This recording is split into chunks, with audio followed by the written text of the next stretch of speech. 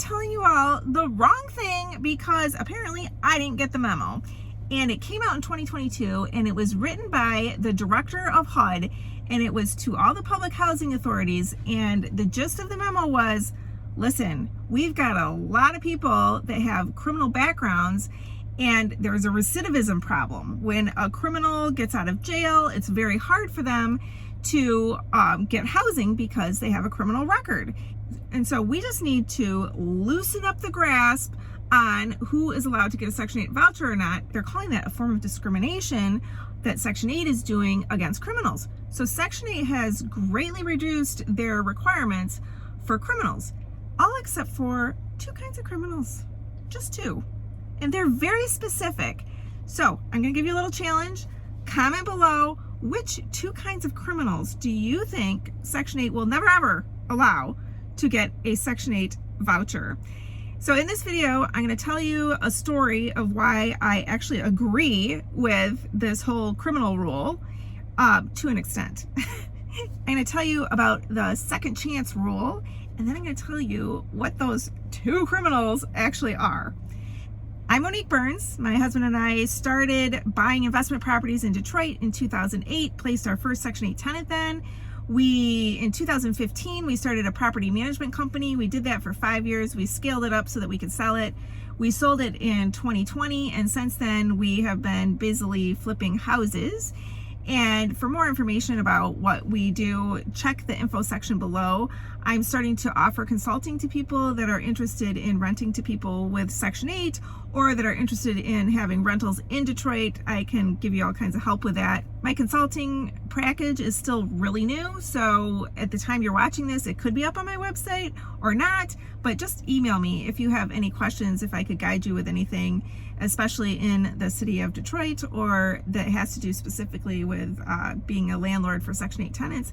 But I want to say, my disclaimer, tenants, if you're watching this, please don't ask me what about this crime or what about that crime and what will Section 8 do? I don't work for HUD. That's not my expertise. I'm a landlord and I work with other landlords. I am going to give the tenants here a link below to Jay of section8consulting.com. He actually does offer consulting for those very specific nitty-gritty questions about Section 8. It's really super helpful if you like and you subscribe. I really greatly appreciate that, and it helps me want to be motivated to make more videos for you. And I love your comments, so I'm waiting to hear I'm excited to read which 2 criminals you think Section 8 will never allow. But let me give you a story, a quick little story. I got a call the other day from an applicant. I talk to tenants every day. And this applicant was asking me my qualifications, and then I said, well, what specifically were you worried about? Because if they ask, there's always something. And she told me that she does have a criminal record, and do I follow that? Now, if this were fair housing calling me doing a checkup, I know the right answer, because in Detroit, we're not allowed to do a blanket, nope, you're a criminal, can't rent to you. So whatever city you live in, you might want to look up to see if there is that rule protecting criminals. So I know in Detroit that we don't do that, and I never have, even before they made that rule. I look at the whole story. I believe in looking at someone's whole picture.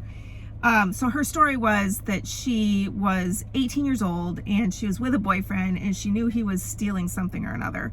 They got pulled over and they both got arrested, and she was in jail and she was considered an accessory because she was with him. And she talked to the public defender and she said she was terrified. She's never done anything wrong in her life and she just wanted to get out of jail. And he said the best way to get out of jail is to admit guilt. So she admitted guilt. So now she's working with, I don't know the name of the organization, but to wipe out her record because they're investigating it all, and it was kind of a raw deal that she got. And she's like, would you rent to me? I'm like, yeah, I actually would. She showed remorse. 18, you know, she was like in her 30s by then.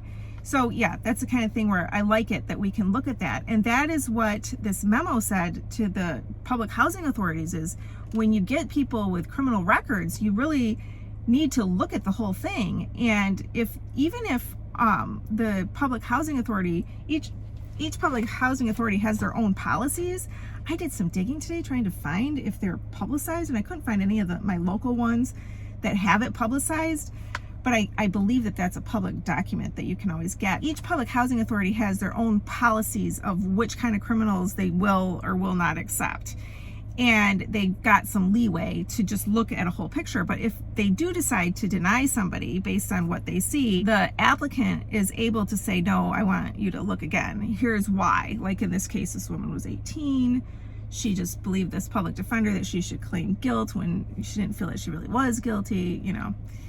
There is this second chance rule too. So even if we as landlords have a tenant and they go to jail, let's say that's something that public housing authorities, they have this big memo about, if you go to jail, that doesn't mean guilt, and you're not allowed to just be like, oh no, you can't live here because you went to jail. But HUD has to look at it because they weren't convicted. That's one of the things about being American, is that you're guilty or you're innocent until proven guilty. So I kind of think that's a good thing.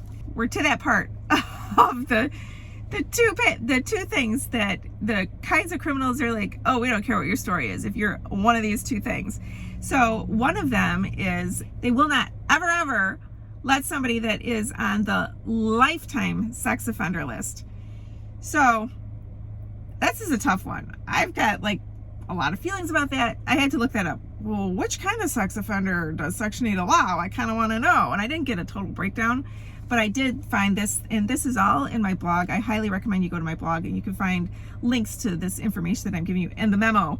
But it says level 3 or tier 3 this category includes people who have been convicted of violent or non-violent offenses with adults or minors. Kind of vague, but somewhere someone determined that they're on the lifetime offender list. So now, drum roll please. We're at the third thing, and this one is so specific, and it has 3 levels. You have to have been living in a federally assisted housing, 1, and you have to be convicted 2 of producing methamphetamine. Not crack, not cocaine, not fentanyl, not heroin, not like moonshine, but if it was meth, never ever are you allowed to get a Section 8 voucher. If you can tell me, why do you think it's just meth? And was there a case? Was there something that happened? Did somebody have a meth lab that blew up some public housing building? Is that it? Is it because meth explodes and nothing else does? But what's the big deal? Like, why isn't it just like all illegal drugs? If you can explain to me why, that is awesome. And if you got the 2 things, meth and lifetime sex offender, congratulations. What I recommend as a landlord, just do your own criminal background check. And I have noticed that when I do it, and I have found criminals that have Section 8, I kind of don't disagree. And I do, one of my best tenants was a carjacker, and he was 19, and when he rented from me, he was 60. He worked out great. He's still in the property. He's been there like 6 years. He's a great paying tenant. If you have any questions, comment below or email me, and thank you so much for watching.